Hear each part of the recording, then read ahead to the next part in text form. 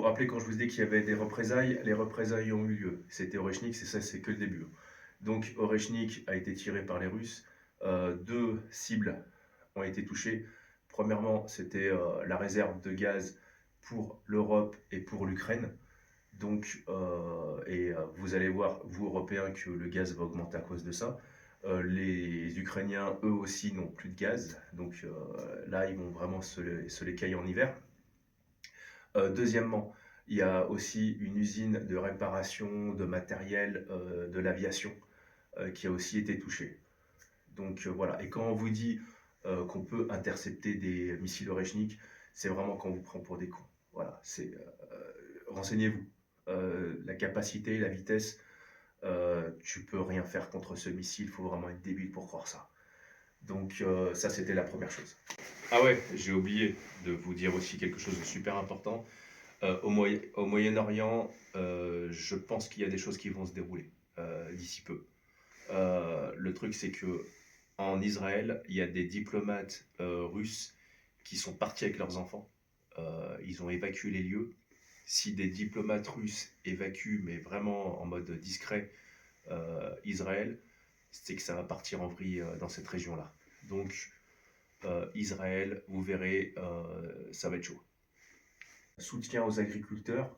Par contre, vos élus vont vous trahir. Pour une seule raison, Macron a dit je dissous. Et puis dissoudre, ça veut dire plus de sièges. Plus de sièges, ça veut dire plus de rémunération. Donc vous allez être trahi. C'est aussi simple que ça. Les agriculteurs, tant que vous êtes dans l'Union Européenne et tant qu'il n'y a pas de Frexit, c'est fini pour vous. Voilà, il n'y a pas de blablabla. Non, non, non, non.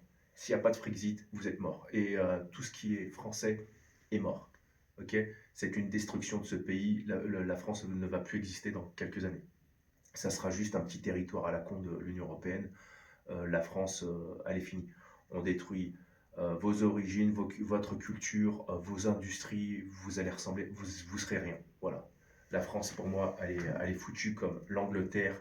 Et alors, il y a l'Angleterre qui est foutue, il y a l'Allemagne qui est foutue, il y a la France qui est foutue, et il y a aussi la Suède. La Suède est foutue. Voilà. Aussi, maintenant, je vais parler de l'Iran. L'Iran, c'est clair que c'est pas un pays, voilà, c'est pas un pays, mais bon, en France, c'est pareil. Quand vous voyez des gilets jaunes qui se sont fait arracher les mains, crever les yeux par des LBD, hein, avec le pass sanitaire, le masque, tu manges debout, tu manges assis, tu manges sur le couché, c'était pareil. On n'est plus en démocratie, on n'est plus en république. Ça n'existe pas. Et puis depuis que vous êtes rentré dans l'Union Européenne, ça n'existe plus. Hein, faut arrêter vos conneries de oui, on est libre, non, t'es libre de fermer ta gueule, c'est tout. Ensuite, le président Vladimir Poutine a dit qu'il n'avait pas peur du Royaume-Uni parce que quand un pays n'est même pas capable de protéger ses frontières et qui se fait envahir par des canaux pneumatiques et que leurs femmes et leurs filles se font V par des étrangers.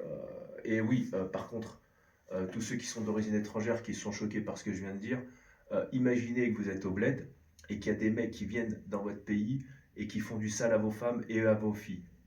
Comment vous faites? Chez nous, on les fout dans le désert, rappelez-vous. Voilà, et sans eau, hein, rappelez-vous de ça. Dans l'actualité, Raphaël Glucksmann, son grand-père, c'était un agent de l'URSS. Voilà, prends ça dans ta gueule. Ah merde, oups.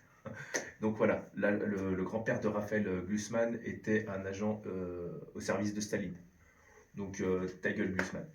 Ensuite, je vais parler des volontaires français et puis ben, les deux, trois glandus européens qui ont décidé d'envoyer leurs enfants crever.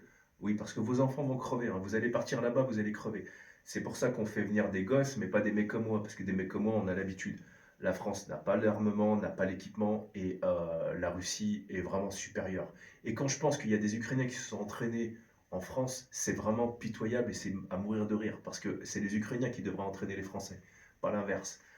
Donc, si vous allez partir là-bas, si vous voulez vous engager pour partir en Ukraine, à tous les Français, mes condoléances pour les familles. Voilà.